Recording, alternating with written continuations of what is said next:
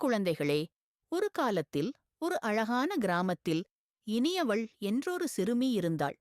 அவளுக்கு சங்கீதம் என்றால் உயிர். அவள் பாடினால் அந்தச் சத்தம் காற்றில் தவழ்ந்து செடிகளையும் கொடிகளையும் கூட மகிழ்ச்சியில் ஆட்டுவிக்கும். ஆனால் இனியவளுக்கு ஒரு சின்ன வருத்தம். அவளுக்கு இன்னும் அழகாக, அற்புதமாக பாட ஆசை. ஒரு நாள் இனியவள் தன் வீட்டுத் தோட்டத்திலிருந்த ஒரு பெரிய மரத்தடியில் அமர்ந்திருந்தாள். அப்பொழுது வானத்தில் ஒரு பொன்னிற ஒளி வீசியது. அங்கே என்ன ஒரு ஆச்சரியம்! ஒரு பொன்மயில் தன் அழகிய இறகை உதிர்த்துவிட்டு பறந்து சென்றது. அந்த இறகு தரையில் மெல்ல வந்து விழுந்தது. இனியவள் அந்த இறகை கையில் எடுத்தாள். அது பொன் போல ஜொலித்தது. அடடடா, இது சாதாரண இறகு இல்லையே என்று அவள் மனதில் நினைத்தாள். அந்த இறகு அவளின் கைகளில் கிடைத்ததும் அவளுக்குள் ஒரு புது சக்தி வந்தது போல உணர்ந்தாள்.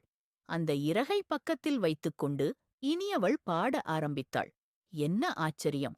அவளின் குரல் முன்னெப்போதும் இல்லாத அளவுக்கு இனிமையாக ஒலித்தது. அந்த இசை காற்றில் பரவி கேட்டவர்கள் எல்லோரும் பிரமித்துப் போனார்கள். கிராமத்தில் எங்கே சோகம் இருந்தாலும் இனியவள் பாடுவாள். அவளின் பாடல் கேட்டதும் எல்லோரின் மனதிலும் புது நம்பிக்கை பிறக்கும். வாடிய பூக்கள் கூட மலரும். ஒருமுறை கிராமத்தில் இருந்த ஒரு பூங்கா ரொம்பவே சோகமாக இருந்தது. அங்கே பூக்கள் பூக்கவே இல்லை. இனியவள் தன் பொன் இறகுடன் அங்கே போய் பாடினாள்.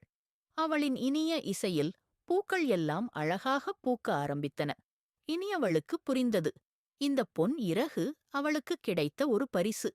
ஆனால் அந்த இறகின் உண்மையான சக்தி அன்பையும் மகிழ்ச்சியையும் இசையையும் எல்லோருடனும் பகிர்ந்து கொள்வதில்தான் இருக்கிறது என்று.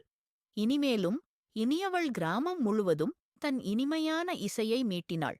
அவள் ஒரு பாடகி மட்டுமல்ல, ஆனந்தத்தை பரப்பும் ஒரு தேவதையாகவே மாறினாள். பார்த்தீர்களா குழந்தைகளே, ஒரு சின்ன பொன் இறகு இனியவளின் வாழ்க்கையை எப்படி மாற்றிவிட்டது என்று. மகிழ்ச்சியை நாம் மற்றவர்களுடன் பகிர்ந்து கொண்டால் அது இன்னும் அதிகமாகும்.